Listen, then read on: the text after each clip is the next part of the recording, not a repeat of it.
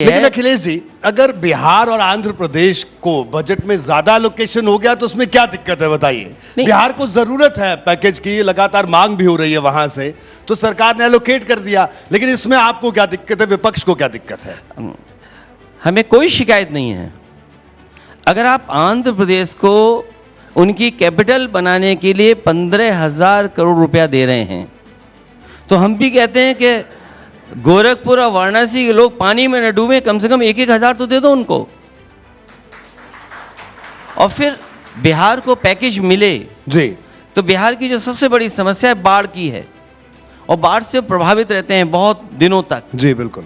तो बाढ़ को रोकने के लिए आपको नेपाल सरकार से बात करनी चाहिए और उत्तर प्रदेश की बाढ़ को रोकना चाहिए।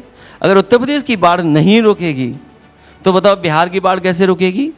क्योंकि जो पानी उत्तर प्रदेश में आता है, या हिमालय से जो पहाड़ से नेपाल से पानी यूपी में आता है, या नेपाल का पानी जो बिहार में आता है, यूपी की जितनी भी नदियां हैं सब बिहार में जाती हैं।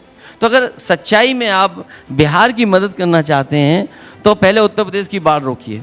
अगर उत्तर प्रदेश की बाढ़ रुक जाएगी, नियंत्रण में आ जाएगी, तो अपने आप बिहार बच जाएगा।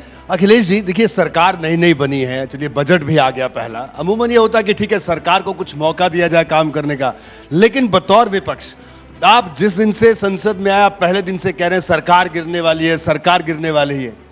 क्या नई सरकार है ये? पुराने प्रधानमंत्री, पुराने मंत्री, पुरानी सरकार। 10 साल से सरकार है, खुद कह रहे हैं कि हम तीसरी बार आए, तो खुद स्वीकार कर रहे हैं। हम गिराने वाले बात नहीं बोल रहे हैं, हमने कहा ये चलने वाली नहीं है, गिरने वाली सरकार है। अब कब गिरेगी ये पता नहीं। लेकिन सरकार तो कहती है, सरकार कहती है पूरे 5 साल चलेंगे, गठबंधन के सहयोगी मजबूती के साथ खड़े हैं। जो सरकार अपने मैनिफेस्टो में बात रखने वाली बात को पूरा न कर रहे हों, तो वो जनता देख रही है, और जनता का दबाव सरकार के ऊपर इतना होगा कि आपने खुद देखा होगा, जो खुशी कभी पहली सरकार बनने पे मनाई गई थी, जो खुशियां दूसरी बार सरकार में बनी थी, मनाई गई थी, वो तीसरी बार तो खुशियां नहीं दिखाई दी। तो वो खुशियां तो आप ले उड़े अखिलेश जी, सारी उत्तर प्रदेश में खुशियां सारी आपने। तो वो इसलिए कि यूपी में उनकी सरकार जी, उनके मुख्यमंत्री, तो यूपी में हारे क्यों?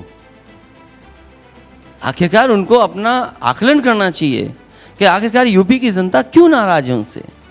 अगर आप ये कहेंगे कि दुनिया में हमारी जो इकोनॉमी बनने जा रही है वो 5th लार्जेस्ट इकोनॉमी होगी जी, और उसकी नकल करके यूपी कहता है कि हम $1 ट्रिलियन की इकोनॉमी बनाएंगे, तो अगर इकोनॉमी इतनी बड़ी बन रही है तो बेरोजगारी क्यों इतनी ज़्यादा है, महंगाई क्यों इतनी ज़्यादा है? क्या कुछ लोगों के पास पैसे आ जाने से ही क्या अर्थव्यवस्था के आंकड़े बेहतर होते हैं, कि सबके पास पैसे आने से बेहतर होंगे? तो इसका जवाब सरकार के पास क्या है? और फिर आपने कहा किसानों की आय दोगुनी होगी, आपने एक मंडी नहीं बनाई। आप कहते हैं एग्रीकल्चर इंफ्रास्ट्रक्चर बनेगा, लेकिन आपने मंडी नहीं बनाई। आखिरकार किसान को आय कहाँ मिलेगी, या अपनी पैदावार लेकर के कहाँ जाए? अब सरकार ये कहती है कि हम वेदर रेजिलेंट क्रॉप्स की तैयारी कर रहे हैं। जी, मतलब अगर पानी ज़्यादा बरस जाएगा, गर्मी ज़्यादा हो जाएगी, या सीज़न चेंज हो जाएगा, तो उसकी फसल की तैयारी कर रहे हैं। तो फिर आपने जब ये कहा था कि ग्लोबल वार्मिंग पे हम लड़ रहे हैं, दुनिया में हम बहुत अच्छा रिकॉर्ड बना रहे हैं, हम COP21 में आश्वासन दे करके आए हैं, फिर क्या हुआ आपका? जो चैलेंजेस थे आपके, जो ग्लोबल वार्मिंग के चैलेंजेस थे, अगर उनको आप मीट नहीं कर पा रहे हो, तभी तो आपको इस तरह काम करना पड़ रहा है। तो एक तरफ तो आप बजट में ये कहते हैं कि हम रेजिलिएंट क्रॉप सीड्स तैयार करेंगे, और दूसरी तरफ आप कहते हो कि नेचुरल खेती करेंगे। तो सरकार खुद कंफ्यूज नहीं है क्या? मुझे कोई ये समझाए कि नेचुरल खेती क्या है जी, और रेजिलिएंट क्रॉप किसके लिए तैयार कर रहे हैं? अखिलेश जी ये आपने सरकार पर निशाना साधा, बिल्कुल सही बात है।